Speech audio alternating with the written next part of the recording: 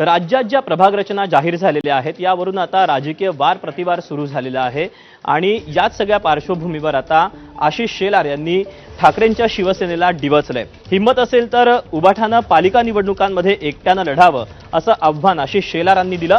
तर पुणे प्रभाग रचनेबद्दल केलेली टीका वैयक्तिक असून योग्य त्यावेळी उत्तर दिलं जाईल असं अजित पवारांनी म्हटलं। दरम्यान सुप्रिया सुळेंनी प्रभाग रचनेसाठी राजकीय दबाव नको असं म्हटलं आहे। कुठल्याही बाबतीमध्ये कुठली गोष्ट केल्यानंतर आरोप प्रत्यारोप चालतात, त्या संदर्भामध्ये जबाबदारी ज्या गोष्टी असतात त्याबद्दलचं आता जेवढ्या व्यक्ती तेवढे वेगवेगळी मतांतर असू शकतं, पक्षांतर्गत देखील असू शकतं। ते पक्षाच्या व्यासपीठावर मांडायचं असतं आणि त्याच्यातून शेवटी बहुमताने जो निर्णय होतो तो नंतर अंतिम म्हणून सगळ्यांनी मान्य करायचा असतो।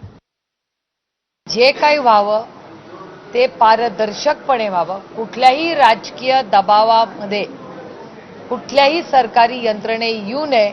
हा देश कायद्याने चालावा, संविधानाने चालावा। कमिशनरांनी आम्हाला सांगितलंय तुमच्या ज्या काही हरकती आहेत त्या 4 तारखेपर्यंत तुम्ही मांडाव्या। इलेक्शन कमिशनला आमची विनम्र विनंती आहे, 1 तर नियम कायद्याने सगळे प्रभाग झाले पाहिजे आणि 2 नंबर 10 तारखेपर्यंत कृपा करून आम्हाला वेळ वाढवून द्या, कारण का हा गणेश उत्सवाचा खूप मोठा उत्सव आपल्याकडे आहे जो आपल्याला साजरा करायचा आहे, त्याच्यात थोडासा वेळ सगळ्यांना मिळावा।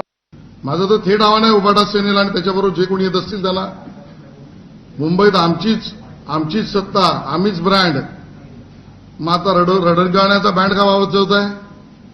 उबाटा सेनेला असं वाटत असेल की मुंबई आमचीच आणि मुंबईत आम्हीच, हा गैरसमज आमच्यासाठी त्यांच्यासाठी समज, तर हिम्मत असेल तर एकटं लढून दाखवावं आणि अगलबगलचे जे भाऊबंदकी करतायत या आम्हीची, त्या सगळ्यांना सुद्धा सवाल आहे, हिम्मत असेल तर एकटं निवडणूक लढ